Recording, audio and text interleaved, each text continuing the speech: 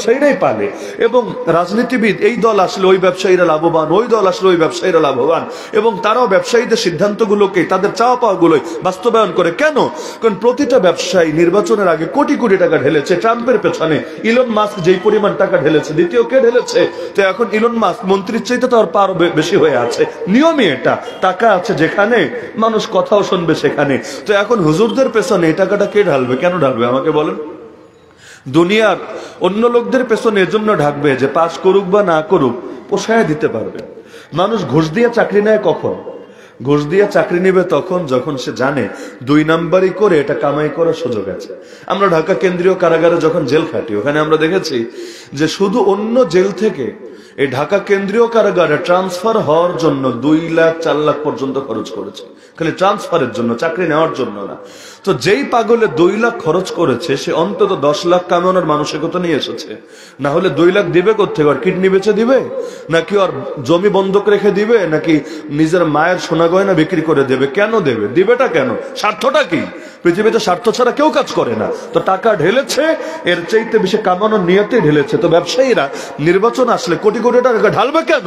কিছু পাওয়ার জন্যই তো ঢালবে। তা আপনার পেছনে যদি ঢালে, আপনি তো বলবেন ভাই আল্লাহ তোমার পোষায় দিবে ইনশাআল্লাহ, জাযাকাল্লাহু খাইরান, ব্যাস, এর চাইতে বেশি আর আপনি কি বলতে পারবেন? কিন্তু এই কথায় তো তাদের পেট ভরবে না। তারা তো বলবে না আমার 2 নাম্বারই করার সুযোগ দিতে হবে, তাহলে আছে তোমার সাথে। তো যেখানে আদর্শের চাইতে বেশি দাম হয়ে যায়, পয়সার বেশি দাম হয়ে যায় 2 নাম্বারের, সেখানে ভালো মানুষরা কিভাবে আগাবে আমাকে বলেন দেখি? তো যার কারণে এই দেশের মধ্যে আমি এখনো আশাবাদী না যে এই দেশের মধ্যে শুধুমাত্র যেই সিস্টেমে চলছে এই সিস্টেমে কখনো চূড়ান্ত ইসলামের বিজয় আসবে। আমি এভাবে আশাবাদী না। কেন আশাবাদী না? কারণ সব তো একদম টপ টু বটম সিস্টেমটাই নষ্ট হয়ে গেছে। তো নষ্ট জিনিস থেকে গাছই পচে গেছে, শিকড়ই পচে গেছে, ফলের আশা করব কিভাবে? এজন্য ইনকিলাব লাগে, বিপ্লব এমন এক জিনিস। সংস্কার এটা হলো ওই আগেরটারে ঠিক রেখে একটু এদিক সেদিক কইরা দাও, এডিট করে দাও, একটু পরিমার্জন করে দাও, সংস্কার না। ওই সংস্কার দিয়ে এই দেশে ইসলামের বিজয়ের আশা করে লাভ নাই, লাগবে বিপ্লব। মানে কি? যে আগের পুরনো সিস্টেমটাকে ধরে এর শিকড়টাকে উপরে ফেলো, নতুন করে একটা বৃক্ষের চারা এখানে রোপণ করো। হ্যাঁ, 2 দিন আগে 2 দিন পরে এটা বড় হবে, এখান থেকে ফল আসবে, ফুল আসবে, সবুজ পাতা, সবুজ কিশলয় নজরে আসবে। বিপ্লব ছাড়া, একটা পূর্ণাঙ্গ বিপ্লব ছাড়া এ জাতির মুক্তির দ্বিতীয় কোনো পথ খোলা নাই, কারণ সিস্টেমটাকে নষ্ট করে দিয়েছে।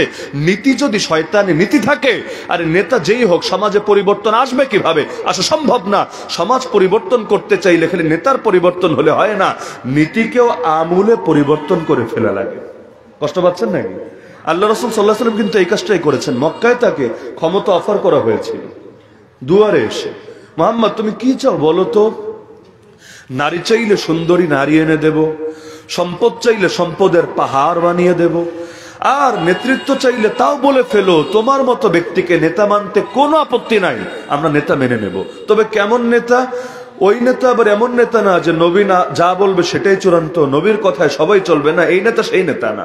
বরঞ্চ মক্কার মধ্যে সিস্টেম ছিল অনেকটা আধুনিক পার্লামেন্টারি সিস্টেমের মতো।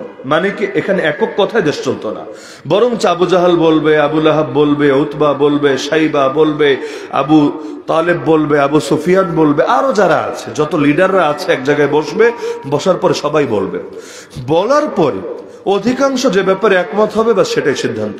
যেমন আবু জাহাল বহু আগ থেকে চেয়েছে নবীকে হত্যা করে ফেলবে, বহু আগ থেকে, কিন্তু এই রায়টাই, বিলটা সে পাস করাতে পারে নাই। কেন পারে নাই?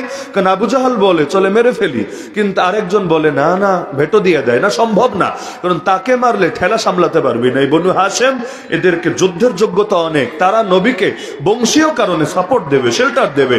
তো যদি নবীকে মারতে চাস তাহলে এদের রক্তের সাথে আগে তোদের টক্কর লাগাতে হবে, আর বনু হাশেমের সঙ্গে লাগতে গেলে তোদের নাম নিশানাও থাকবে না, অস্তিত্বও থাকবে না। তো জানের ভয় আগাতে পারলো না। এই নবীকে হত্যা করবে একটা রায় বাস্তবায়নের জন্য 13 বছর লাগলো, 13 বছর। আবু জাহাল বহু আগে চেয়েছে, পারেনি, কিন্তু 13 বছর পর গিয়ে সবাই একমত হয়েছে, চল আমরা সবাই মিলে মেরে ফেলি, প্রতিটা গোত্র থেকে কিছু লোক নিয়ে নেই। তাহলে কয়জনের সাথে টক্কর লাগাবে, কয়জনকে মারবে? তাহলে মক্কায় একক নেতৃত্ব চলতো না। যদি একক নেতৃত্ব চলতো, আমার নবীর নেতা হওয়ার ভেতরে কোনো সমস্যা ছিল না, কোনো সমস্যা না। স্বাধীনভাবে কাজ করা গেলে যে কোনো জায়গায় নেতৃত্ব নেওয়া যায়। ইউসুফ আলাইহিস সালাম মিশরের নেতা হলেন কেন? ইউসুফ আলাইহিস সালাম যেই সময় নেতা হন তিনি তো খাদ্য বিভাগের দায়িত্বে, এই যে আলনি আলা খাজাইনিল আরদ, তিনি কিন্তু পুরো রাষ্ট্রের দায়িত্বে না, তিনি বিশেষ একটা শাখার দায়িত্বে, বিশেষ শাখার দায়িত্বে। কেন তিনি নেতৃত্ব নিলেন? এজন্যই নিয়েছিলেন তিনি সেখানে তাগুতের আনুগত্য করা ছাড়াই স্বাধীনভাবে তার কার্যক্রম পরিচালনা করতে পারবেন এবং সেখানে পৌঁছে তিনি ধীরে ধীরে আগামী দিনে চূড়ান্ত বিপ্লবের পথ ঘটাতে পারবেন, যেটা হয়েছে। পরবর্তীতে তিনি মিশরের বাদশাহী হয়ে গেছেন, মিশরের আমিরুল মুমিনিন ইমামুল মুসলিমিন হয়ে গেছেন এবং পরবর্তীতে গোটা মিশরের বুকে ইসলাম বিজয়ী হয়েছে তার সেই অবস্থানের মাধ্যমে। তাহলে ওই রকম সম্ভাবনা থাকলে ভিন্ন, কিন্তু আল্লাহ নবীকে যে ক্ষমতা অফার করা হচ্ছে এটা হলো ওই বরকতি ক্ষমতা। আর বরকতি ক্ষমতা মানে কি? নিয়ত বসাবে দারুন নদওয়া পার্লামেন্টে, কিন্তু রায় চাইবে যে চোরের কি সাজা দেওয়া যায় বলো তো, তোমরা মত দাও। আল্লাহ রাসূল বলবেন চোরের সাজা হলো ওয়াসারিকু ওয়াসারিকাতু ফাকতাউ আইদিয়াহুমা জাযাআম বিমা কাসাবা নাকালাম মিনাল্লাহ। আল্লাহর আয়াত শুনিয়ে দিবেন, চোর পুরুষ হোক আর চোর মহিলা হোক, চোর পুরুষ হোক আর চোর ডাইনি বুড়ি হোক, যেইটাই হোক না কেন, চোর যেই হোক, আল্লাহ তাআলা বলে দিয়েছেন তার হাত কেটে দিতে হবে। এটাই আল্লাহর পক্ষ থেকে শাস্তি। তো নবী যখন এটা শোনাবেন, ধরেন আবু লাহাব বলবে না ভাতিজা বি কুল, এগুলো একটু বেশি কড়াকড়ি হয়ে যায়, উগ্রতা হয়ে যায়, একটু মাথা ঠান্ডা করো, দেখতে হবে চোর কি আমার দলের নাকি বিরোধী দলের। যদি আমার দলের হয় তার হাতে চুমু দিতে হবে, আর যা চুরি করেছে কিছু ভাগ পকেটে রেখে তার ছেড়ে দিতে হবে। আর যদি বিরোধী দলের হয় তার হাত এখান থেকে না, প্রয়োজনে এখান থেকে কেটে দিতে হবে। আরেকজন বলবে না এগুলো দুইটাই বাড়াবাড়ি হয়ে যাক, কাজ করো 6 মাসের জেল দিয়ে দাও, এরপর ছেড়ে দাও। আরেকজন বলবে না 2-4টা চড়থাপ্পড় দিয়ে ছেড়ে দাও। এভাবে এক একজনে এক এক মত দিবে। মত দেওয়ার পরে কি হবে? অধিকাংশ যে ব্যাপারে একমত সেটা পাস, আর কম সংখ্যক যে ব্যাপারে একমত সেটা বাদ। তাহলে দেখা যাবে কখনো আবু জাহাল পাস নবী ফেল, কখনো নবী পাস আবু জাহাল ফেল। আর সংখ্যাগরিষ্ঠতা যেহেতু এই কাফেরদের, ওরাই পাস, আল্লাহ নবীকে কোণঠাসা করে রাখবে, কিন্তু লোককে দেখাবে এই দেখ এই দেখ, এখন তো তার বলার কিছু নাই, তিনি তো আমাদের সদস্য হয়ে আছেন। ওই অনেকে বাতিল দলে গিয়ে হক লোক যোগ দেয়, দল বাতিল লোক হক, তার মানসিকতা কি? আমি ধীরে ধীরে পুরো দলটাকে চেঞ্জ করব। কিন্তু পাগল এটা বোঝে না তোমার একার এখানে অবস্থানই গোটা জাতির গোমরাহির কারণ হবে, তারা ভিন্ন বার্তা পাবে। ইমামে আজম ইমাম আবু হানিফা তিনি যদি প্রধান বিচারপতির পদ নিতেন, কি সমস্যা ছিল? সমস্যাটা কোথায়? প্রধান বিচারপতি, সাধারণ বিচারপতি, বিচারকও না, তিনি চিফ জাস্টিস হবেন। চিফ জাস্টিসের কথায় তো বাকি সব বিচারক চলবে। তো দেশ পাল্টাতে পারুক বা না পারুক, অন্তত কোর্ট তো পাল্টাতে পারবে, অন্তত বিচারালয় তো চেঞ্জ করতে পারবে। তা আবু হানিফা পদ নিলেন না কেন? শুধুমাত্র এ কারণে নেন নাই, তিনি যদি প্রধান বিচারপতি হন, লোকে এই জালেম সরকারের ব্যাপারে ভিন্ন বার্তা পাবে। বার্তাটা কি?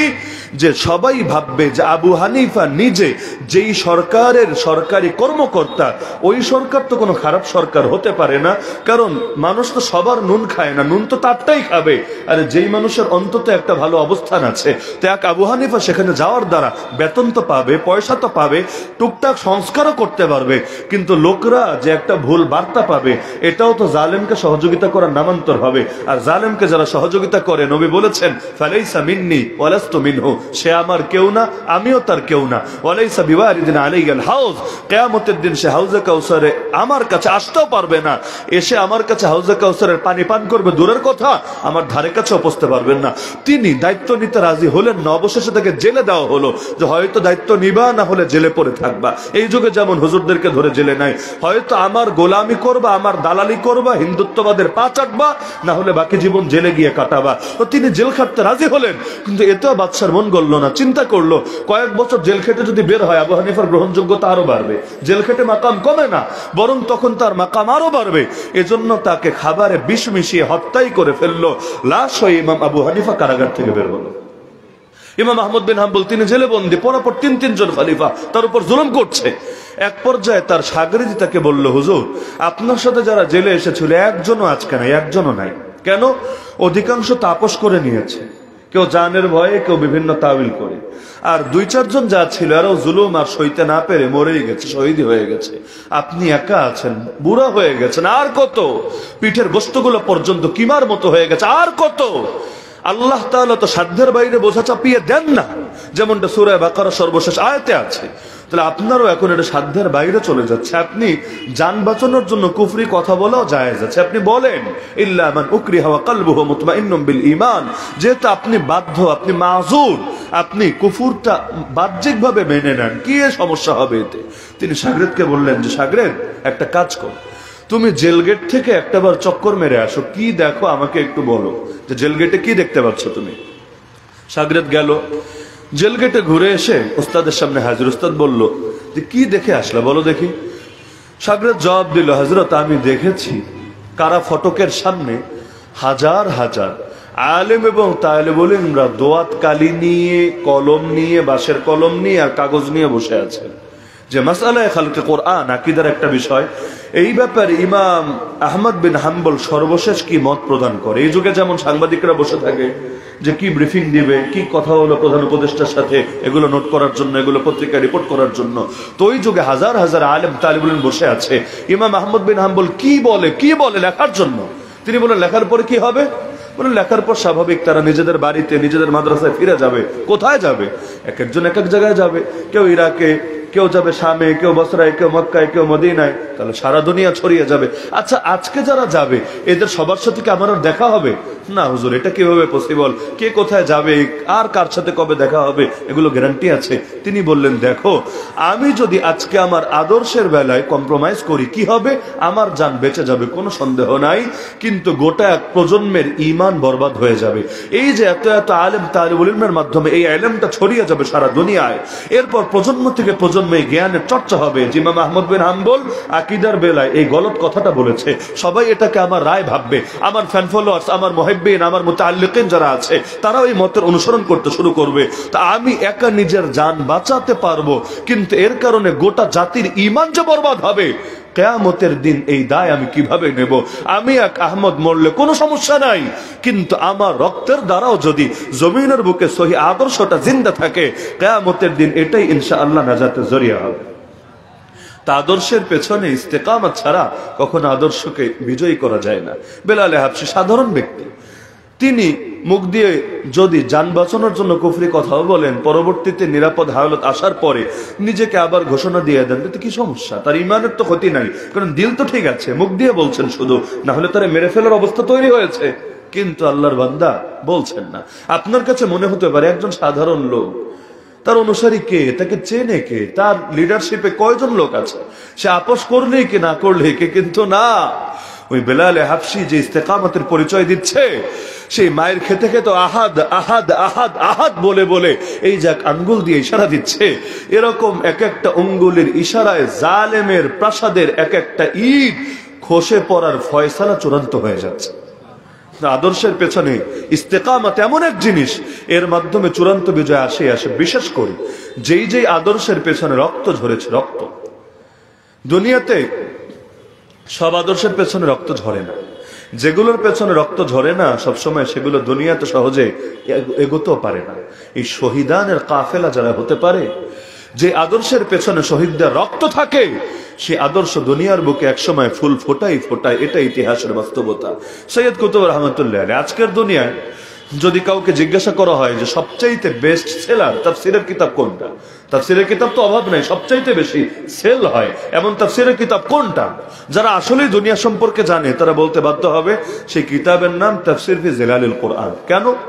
এই কিতাবের মান কি তাফসীর ইবনে কাসিরের চাইতে বেশি, তাফসীরে কাবীরের চাইতে বেশি, তাফসীরে কুরতুবীর চাইতে বেশি, এমনকি মারিফুল কোরআনের চাইতে বেশি, মানে কিসের চাইতে বেশি? শাইখুল হিন্দের তাফসীরের চাইতে বেশি। কেন এটার বিক্রি সবচাইতে বেশি? এজন্য না যে মানের বিবেচনায় সবার চাইতে এগিয়ে, বরং এজন্য এর পেছনে রক্ত আছে। আল্লাহর বান্দা কিতাব লিখলেন, জেলে বন্দী হলেন, অবশেষে এখান থেকে একটা অংশ আলাদা করে আরেক আগুন লাগাই দিলেন, বড় তাফসীর থেকে একটা অংশ আলাদা করলেন, যেটার আরবি নাম মাআলিমু ফিত তারিক, ইংলিশে অনুবাদ হয়েছে মাইল স্টোন, আর বাংলায় বহু নামে বহু অনুবাদ হয়েছে। আগামী বিপ্লবের ঘোষণাপত্র, আরো কি কি যেন। এক কথায় পুরো বইয়ের মধ্যে নব্য জাহিলিয়াতকে চেনানোর চেষ্টা করেছেন, ইসলাম বিপ্লবের ব্যাপারে মানুষকে জাগিয়েছেন, বুঝিয়েছেন এবং এর একটা রূপরেখা বা কর্মপন্থা বোঝানোর চেষ্টা করেছেন। ব্যাস এতটুকু, আহামরি কিচ্ছু না। কিন্তু আল্লাহ তাআলা এই কিতাবের জন্যই তার ফাঁসি হয়েছে, যেটা ইতিহাসে আজও সংরক্ষিত আছে। কিন্তু দেখা যাচ্ছে এই তাফসীরটা তিনি নিজের জীবদ্দশায় লেখার পরে মরা পর্যন্ত এক এডিশনও সেল হয় না। এক এডিশন বুঝেন? এখনকার অনেক সাধারণ লেখকের বই এক বই মেলা আসলে এক এডিশনের বেশি সেল হয়ে যায়। দেখা যায় এক মেলার মধ্যে আবার নতুন এডিশন নিয়ে আসতে হয়, কিন্তু তার সারা জীবনে এক এডিশনও বিক্রি হয় নাই। তো যেই বছর তাকে ফাঁসি দেওয়া হয়েছে ওই বছর এক বছরে 7 এডিশন বিক্রি হয়েছে। আর আজকের দুনিয়ায় সব তাফসীরকে পেছনে ফেলে সবার চাইতে এগিয়ে আছে, কারণ এই তাফসীরের জন্য তাকে ফাঁসি দেওয়া হয়েছে। এখন মানুষের আগ্রহ কি আছে এর ভেতরে, আমাদেরকে এক নজর দেখতে হবে। তাহলে আদর্শ এমন একটা জিনিস, এর উপর অটল থেকে যদি জানও চলে যায়, লস নাই। আরে মরলে কি সমস্যা? ওই মরার পরও কিছু লোক অমর হয়ে থাকে, আর কিছু লোক বেঁচেও মরা হয়ে থাকে। শহীদকে দেখেন না, আল্লাহ মৃত বলতে নিষেধ করে দিয়েছেন। আল্লাহ নিষেধ করলে সেটা তো চূড়ান্ত নিষেধ, আর নাহি হলে তাহরিম। আল্লাহ নিষেধ করে দিয়েছেন, লা তাকুলু লিমান ইউকতালু ফি সাবিলিল্লাহি আমওয়াত। আল্লাহর পথে যাদেরকে শহীদ করা হয়েছে খবরদার এদেরকে মৃত বলবা না। এমনকি মৃত ভাবাকেও নিষেধ করেছেন, লা তাহসাবান্নাল্লাযীনা কুতিলু ফি সাবিলিল্লাহি আমওয়াতা। মৃত বলতেও পারবা না, মৃত কল্পনা করতে পারবা না, ভাবতে পারবা না তোমরা মৃত হতে পারো। বাল হুম আহইয়া, তারা অবশ্যই জীবিত। অপরদিকে দুনিয়ার কিছু জিন্দা মানুষের বেলায় আল্লাহ বলছেন, ইন্নাকা লা তুসমিউল মাউতা। হে নবী, আপনি মরাদেরকে শোনাতে পারবেন না। এই মরা মানি কবরস্থানে শোয়া লোক না, এই মরা মানি যারা বেঁচে থেকেও মরা, কান আছে শোনে না, দিল আছে বোঝে না, চোখ আছে দেখে না। তাহলে কিছু লোক বেঁচে থেকেও মরা, আর কিছু লোক মরে গিয়েও জিন্দা। তাহলে আদর্শের জন্য মরলে সমস্যার কিছু নাই। নবীর সাহাবী কত ছিলেন, কয়জনকে আপনি চেনেন বলেন দেখি?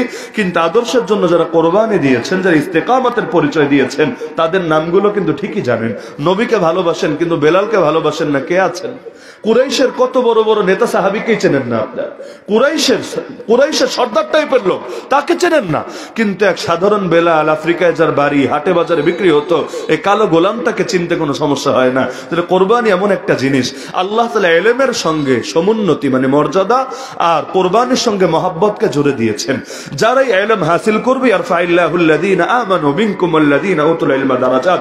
যারাই ইলম হাসিল করবে, যত গরিব হোক, যত অভাবী হোক, যত কষ্ট করে থাকা লোক হোক, আল্লাহ তার মর্যাদা বাড়াবেন। আর যারাই কোরবানি দিবে আল্লাহ তাআলা তাদের মহব্বত মানুষের দিলে ঢোকাবেন। তাহলে দুইটা জিনিস আঁকড়ে থাকা লাগবে। এক হলো আদর্শের উপর ইস্তেকামত, এটাই নবী জীবনের শিক্ষা, সাহাবীদের শিক্ষা। দেখেন না, সাহাবী এটা পর্যন্ত বলে, তাকে শরীয়তে চড়িয়ে হত্যা করবে। তাকে বলছে, আচ্ছা তোরে ছেড়ে দিয়ে তোর জায়গায় যদি মুহাম্মাদরে লটকায় দিই, তোর কেমন লাগবে? যদি তিনি বলেন হ্যাঁ ঠিক আছে সমস্যা নেই, কর তোরা, এতেও কিন্তু নবীকে লটকাতে পারবে না, কারণ নবী মদিনায়, ওরা মক্কায়। নবীকে ধরতেই পারেনি, লটকাবে কিভাবে?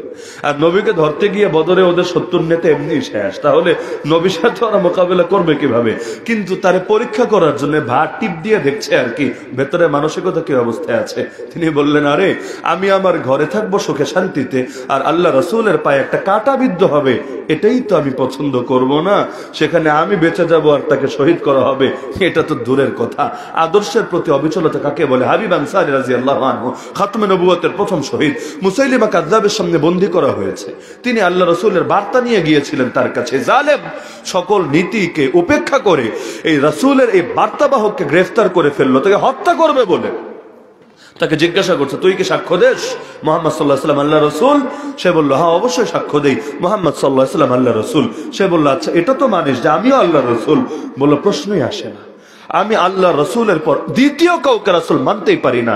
সে জল্লাদকে ডাকলো, ওর এক হাত কাটা হলো, ওর নাক কাটো, ওর চোখ কাটো, ওর কান কাটো, এভাবে কাটতে কাটতে এক একটা অঙ্গ তার উপরে ফেলা হচ্ছিল। অবশেষে জিহ্বাটাও কেটে ফেলা হলো। প্রতিবার তাকে জিজ্ঞাসা করা হলো কাটার পরে, এবার তো মানবি আমি আল্লাহ রসুল? তিনি বললেন, না, প্রশ্নই আসে না। অবশেষে যখন জিহ্বাও কেটে ফেললো, তখন বললো, এখন তো মানবি আমি আল্লাহ রসুল। এখন মুখ দিয়ে কথা তো আর বলতে পারে না, কিন্তু মাথা নাড়লো, মাথা যে না, আমি এখনো তোরে কিছুতেই রাসূল মানতে পারি না। অবশেষে থেকে শহীদ করে দিল। এই খবর যখন মদিনায় পৌঁছলো, হাবিব আনসারী রাদিয়াল্লাহু আনহু মা তার মা শোনা মাত্রই চিৎকার করে বলে উঠল, লিহাদাল ইয়াউমি আরদাতুহু, আজকের এই দিনের জন্যই শৈশবে ওকে দুধ খাইয়েছিলাম। কোন কাপুরুষ বানানোর জন্য আর মুখে আমি দুধ খাওয়াই নাই, বরং আজকের এই দিন, এরকম একটা দিন দেখার জন্যই ওকে আমি মানুষ করেছিলাম। আল্লাহ আমার দিলের তামান্না পূরণ করেছেন। অটলতা কাকে বলে, অবিচলতা কাকে বলে? এই অটলতা এবং অবিচলতা যত বাড়বে, আদর্শের বিজয় ইনশাআল্লাহ সুম্মা ইনশাআল্লাহ তত সহজ হবে। তবে এক নম্বর কাজ গেল, অবিচলতার জন্য কোরবানি দেওয়াই লাগবে, এটা আলোচনার মধ্যে অটো চলে এসেছে। কিন্তু 2 নম্বর কাজটা কি, অতি সংক্ষেপে ধারণা দিচ্ছি। 2 নম্বর কাজ হলো জাতিকে ঐক্যবদ্ধ হয়ে দক্ষ জনশক্তিতে পরিণত হতে হবে। লোকের সংখ্যা বাড়লেই কিছু হয় না, যদি কোয়ালিটি না বাড়ে। বদরের ময়দানে সাহাবী ছিলেন কত সবাই জানেন, কত? 313, কিন্তু আসলে ময়দানে ছিলেন না। ময়দানে লড়াই করেছেন 305 জন। বাকি 8 জন অন্যান্য দায়িত্বে নিয়োজিত ছিলেন। বাকি 8 জনের মধ্যে ওসমান রাদিয়াল্লাহু আনহু আছেন, যাকে নবী ঘরে পাঠিয়ে দিয়েছেন, অর্থাৎ নবীর মেয়ে ওসমান রাদিয়াল্লাহু আনহুর স্ত্রী, তিনি অসুস্থ ছিলেন, তাকে দেখাশোনা করার জন্য। বাকি 8 জনের মধ্যে গোয়েন্দারাও আছে, যাদেরকে আল্লাহ রাসূল বিভিন্ন কাজে পাঠিয়েছিলেন। ময়দানে 305 জন ছিলেন মাত্র। অপরদিকে কাফের 3 গুণের বেশি, 1000। কিন্তু ফলাফল আল্লাহ ইসলামকে বিজয়ী করলেন, কুফরের মেরুদণ্ড ভেঙে দিলেন। এই দিনকে আল্লাহ নাম দিলেন ফুরকান দিবস, ইয়াউমুল ফুরকান, হক আর বাতিলের মধ্যে পার্থক্যকারী দিবস। অপরদিকে হুনাইনে ছিল কয়জন? 10,000। কই 305, কই 10,000। কাফের 3 গুণেরও বেশি কম, উল্টা, মানে বদরের পুরো উল্টা, কাফের কম, কিন্তু ফলাফল ইদ আজাবাতকুম কাসরাতুকুম ফালাম তুগনি আনকুম শাইআ ওয়া দাকাত আলাইকুমুল আরদু বিমা রাহাবাত সুম্মা ওয়াল্লাইতুম মুদবিরিন। এমন ভাবে তীরের বৃষ্টি আসতে শুরু করলো, পালানোর জায়গা খুঁজে পাচ্ছিল না, ময়দান খালি হয়ে গেল। আল্লাহ রাসূলের গুটি কয়েক সাহাবী ময়দানে রইলেন। নবী কবিতা আবৃত্তি করছিলেন, আনান নাবিয়্যু লা কাযিব আনা ইবনে আব্দুল মুত্তালিব, কিন্তু বাকি ময়দান প্রায় খালি হয়ে গেল। কেন? পার্থক্য কোথায়? 2 জায়গায়।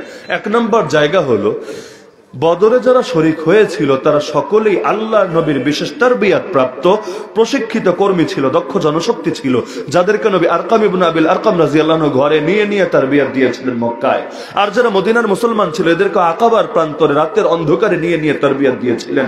অবশেষে মদিনায় আসার পরেও তাদেরকে আল্লাহ রাসূল প্রশিক্ষিত করে গড়ে তুলেছিলেন। তো দেখতে যদিও কম, কিন্তু প্রত্যেকে ছিলেন এক একজন আগুন, যেখানে যাবে বাতিলকে পুড়িয়ে ছারখার করে দেবে। অপরদিকে হুনাইনের সংখ্যা যদিও বেশি ছিল, তো সবচাইতে বড় অংশ ছিল নমুসলিম। বুঝেন, কয়দিন আগে মাত্র কালেমা পড়েছে, এখনো তাদের ঈমান ওই ধারটা আসে নাই যেটা ওই ঈমানদারদের ছিল। দ্বিতীয়ত, এখানে অনেক কাফেরও ছিল। বলবেন কাফের আবার জিহাদে গিয়েছে কেন? গিয়েছে গনিমতের লোভে, জান্নাত পাওয়ার আশায় না, শাহাদাতের তামান্নায় না, গনিমতের লোভে। চিন্তা করেছে মুসলমানকে হারানোর কোন বাপের বেটা আছে নাকি দুনিয়ার বুকে? তো বিজয় তো নিশ্চিত। তো এখন যদি যাই, যা পাবো তাতেই লাভ, যতটুকু পাবো। আজান হচ্ছে না? আচ্ছা, তো যতটুকু পাবো ততটুকুতেই লাভ। তো গনিমতের লোভে বের হয়েছে। তাহলে সংখ্যা যদিও বেশি ছিল, আর নজর অনেকে সংখ্যার দিকে চলে গিয়েছিল, অপরদিকে কোয়ালিটিতে ওইটার তুলনায় এখানে পার্থক্য ছিল। ফলাফল যা হওয়ার তাই হলো। তো বাংলাদেশে মুসলমানের অভাব নেই, দুনিয়াতেও মুসলমানের অভাব নাই, কিন্তু আমাদের দক্ষ জনশক্তি হওয়ার গরজ নাই। আমরা কচুপাতার পানি হয়ে আছি, বা নবীর ভাষায় বুসা উনকা বুসা ইসাইল, বন্যার পানিতে ভেসে যাওয়া খড়কুটোর মতো হয়ে গেছি। পানি যায় যেদিকে, আমরাও ছুটি সেদিকে। কিন্তু এভাবে বিজয় আসবে না রে ভাই, বরঞ্চ আমাদেরকে ঐক্যবদ্ধ হয়ে দক্ষ জনশক্তিতে পরিণত হতে হবে। আমাদেরকে চেইন অফ কমান্ডের প্রতি এই পরিমাণ আনুগত্য রাখতে হবে যে প্রয়োজনে জান যাবে, প্রয়োজনে আমার কাছে এটা অযৌক্তিক মনে হতে পারে, কিন্তু আমাকে তো স্থির থাকতে হবে। ওই উহুদের ময়দানে কি হয়েছিল? উপরটা ছেড়েছিলেন, পরাজয় নেমে এসেছিল, কিন্তু উপরে যদি সেখানে স্থির থাকা হতো, ফলাফলটা হয়তো ভিন্ন কিছু হতো। তাহলে একে তো এই জাতির ঐক্যবদ্ধ হওয়ার কোনো গরজই নাই, আদর্শের উপর ঐক্যবদ্ধ হতে রাজি না। দ্বিতীয়ত, ঐক্যবদ্ধ হওয়ার পর নিজেকে সেই বেলালের মতো, সেই সুমাইয়া রাদিয়াল্লাহু আনহার মতো, সেই হুসাইন রাদিয়াল্লাহু আনহুর মতো নিজেদেরকে এই রকম পর্যায়ে নিয়ে যাওয়ার কোনো চিন্তা ফিকিরি নাই। তৃতীয়ত, আনুগত্য তো নাই। আমরা তো অন্যকে ব্যবহার করতে চাই, নিজে ব্যবহৃত হওয়ার কোনো গরজই নাই। প্রত্যেকেই যদি নিজেরা রাজা মনে করি, নিজেরা নেতা মনে করি, কে কাকে মানবে আর কার আনুগত্য কে করে ময়দানের মধ্যে বিজয় ছিনিয়ে আনবে। আর আমরা তো সহজে বিজয় পেতে চাই, রাতের বেলা দোয়া করে দিব, সকালে উঠে দেখবো ইসলাম বিজয় হয়েছে। আমরা কোনো কোরবানি দিব না, আমার এই অবস্থার শিকার হব না যে অবস্থার শিকার আল্লাহ রসুল হয়েছেন। মাতা নাসরুল্লাহ, কখন আসবে আল্লাহর সাহায্য, ওই রকম হালতে পড়বো না, এমনি সব হয়ে যাবে না, এভাবে হবে না। সুতরাং নবী জীবন থেকে দুইটা শিক্ষা আমরা নিয়ে যাই ইনশাআল্লাহ। এক নম্বর শিক্ষা হলো আদর্শের উপর অটলতা এবং অবিচলতার পরীক্ষায় পাশ করতে হবেই হবে। এজন্য যত কোরবানি দেওয়া লাগে সব দিতে রাজি থাকতে হবে, এমনকি জান দেওয়া লাগলেও আলহামদুলিল্লাহ, মরার পর অমর হয়ে থাকবো ইনশাআল্লাহ। এবং রক্তের প্রথম ফোঁটা মাটিতে গড়িয়ে পড়ার আগেই সব পাপ মাফ হবে। আল্লাহ জান্নাতে সবুজ পাখির ভেতরে প্রাণ ঢুকিয়ে দিয়ে জান্নাতের নাজ নিয়ামত নগদে নগদে ভোগ করার অনুমতি দিয়ে দেবে। আর দ্বিতীয় হলো ঐক্যবদ্ধ হতে হবে, আদর্শের ভিত্তিতে দক্ষ জনশক্তিতে পরিণত হওয়ার চেষ্টা করতে হবে এবং আনুগত্য এই পর্যায়ে ভেতরে তৈরি করতে হবে যে দুনিয়ায় সব বাতিলের মোকাবেলায় প্রয়োজনে আমি একা দাঁড়ায় যাবো বুক টান টান করে, কিন্তু কারোর সামনে মাথা নত করবো না। প্রয়োজনে কল্লা কাটা যাবে, যতদিন জিন্দা আছি কল্লা নত হবে না। মনে থাকবে তো ইনশাআল্লাহ। তাই আল্লাহ রাসূল সাল্লাল্লাহু আলাইহি ওয়াসাল্লামের সিরাতকে সামনে রেখে এই মৌলিক দুটো বার্তা দিলাম এবং আমি আশা রাখি ইনশাআল্লাহ যদি অন্তরে ধারণ করতে পারেন সমাজে দুদিন আগে বা পরে পরিবর্তন আসবেই আসবে। তো আজকে আমাদের বেলাল আহমদ চৌধুরী ভাই উদ্যোগ নিয়ে প্রথমবারের মতো সিরাতুন নবী সাল্লাল্লাহু আলাইহি ওয়াসাল্লাম মাহফিল আয়োজন করলেন। আমরা আশা রাখি এবং দোয়া করি আল্লাহ তাআলা এই মাহফিলকে কবুল করবেন এবং কিয়ামত পর্যন্ত এই আয়োজনকে কায়েম এবং দায়েম রাখবেন, আবারও হয়ে যাবেন ইনশাআল্লাহ। এবং তখন ইনশাআল্লাহ সফলতার সঙ্গে গোটা জাতিকে নেতৃত্ব দিয়ে অন্ধকার থেকে আলোর মাত্র সূচনা এখান থেকে তো চূড়ান্ত ইনকিলাব যেখানে যাবে সেখানে আমরা তাকে একজন যোগ্য রাহবার হিসেবে পাবো, এই আশা আমি ব্যক্তিগতভাবে রাখি, দোয়াও করি এবং আমরা সকলে ইনশাআল্লাহ তার জন্য দোয়া করব। আল্লাহ তাআলা আমাদের এই ভাইকে কবুল করুন, এই মাহফিলকে সকলের হেদায়েতের জরিয়া হিসেবে কবুল করুন, আমিন। ওয়া আখিরু দাওয়ানা আলহামদুলিল্লাহি রাব্বিল আলামিন। আসসালামু আলাইকুম ওয়া রাহমাতুল্লাহি ওয়া বারাকাতুহু।